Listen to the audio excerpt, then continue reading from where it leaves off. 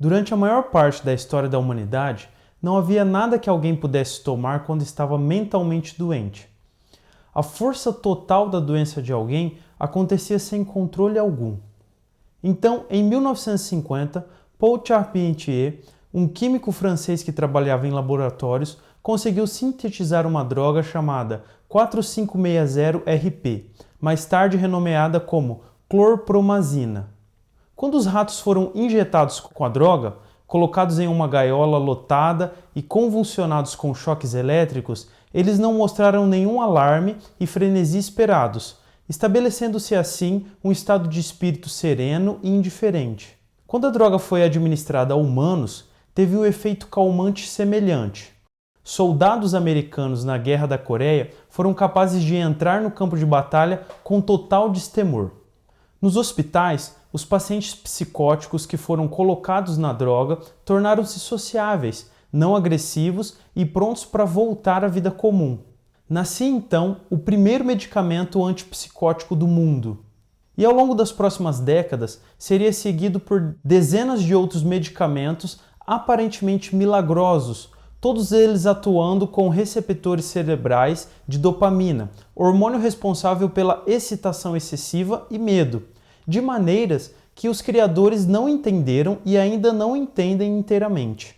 Juntamente com esses antipsicóticos, surgiu uma família de antidepressivos que poderiam aumentar os níveis de serotonina, o neurotransmissor e hormônio associado à elevação, motivação e humor positivo. As drogas foram batizadas com nomes cada vez mais assustadores, como fluoxetina, citalopram, paroxetina, escitalopram, risperidona, quetiapina e aripiprazol.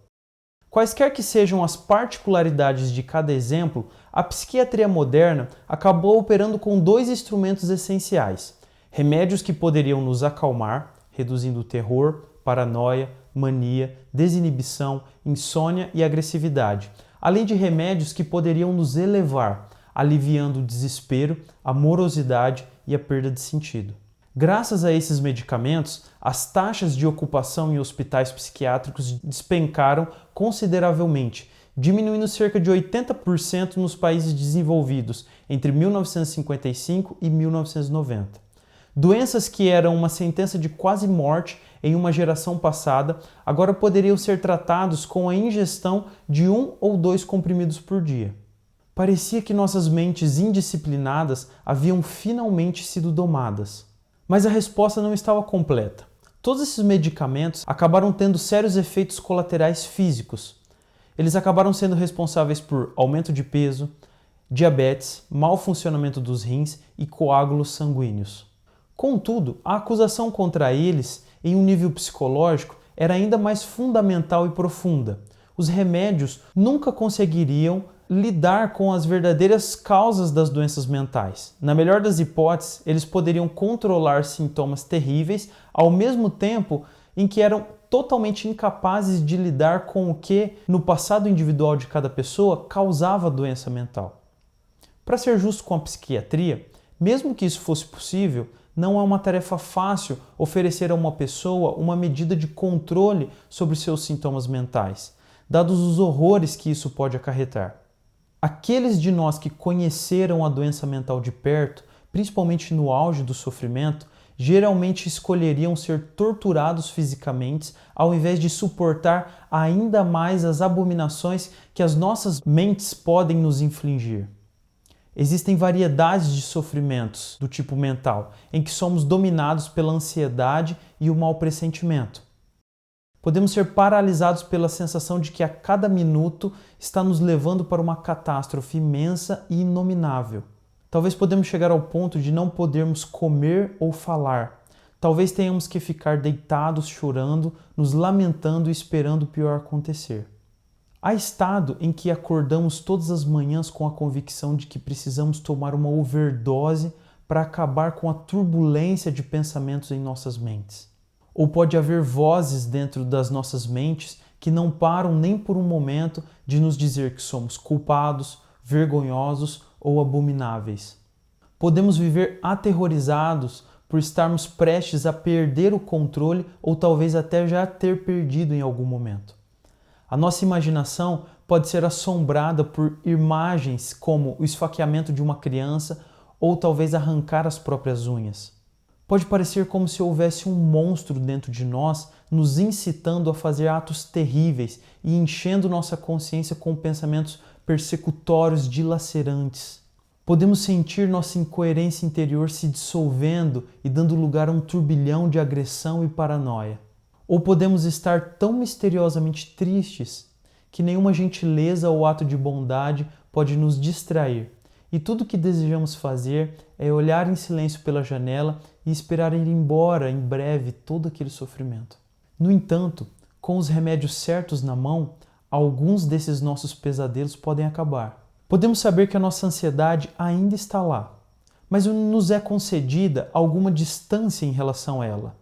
Somos capazes de olhar para ela como se fosse um tigre furioso em um zoológico do outro lado de uma grade muito grossa.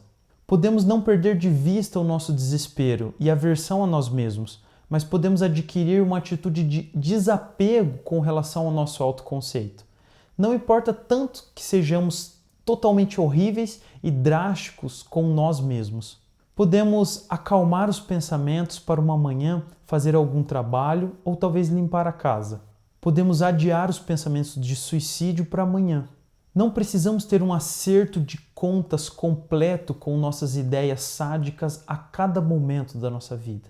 A tristeza esmagadora pode desaparecer parcialmente e podemos ter energia para uma conversa com um amigo ou talvez um passeio no parque.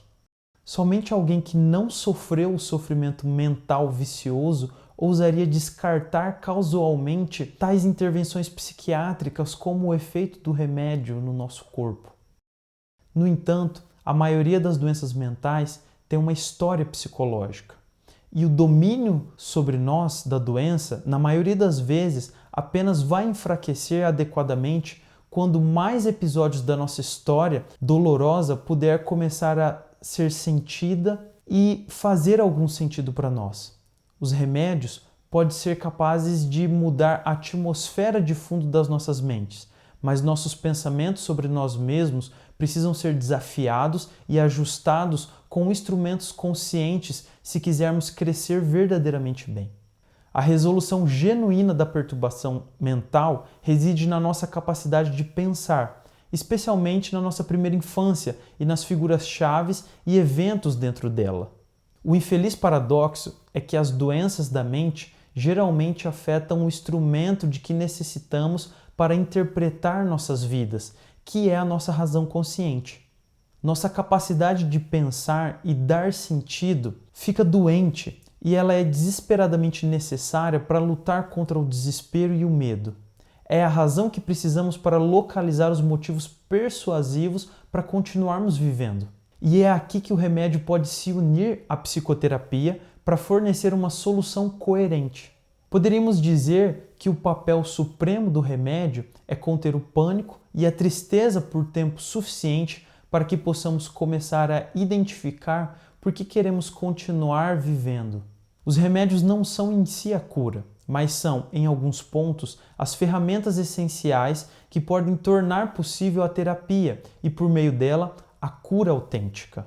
Os remédios prometem à nossa mente o descanso e a segurança de que precisamos para aproveitar suas próprias forças. O remédio pode dar a segurança para a nossa mente que precisamos para podermos suportar todo esse sofrimento.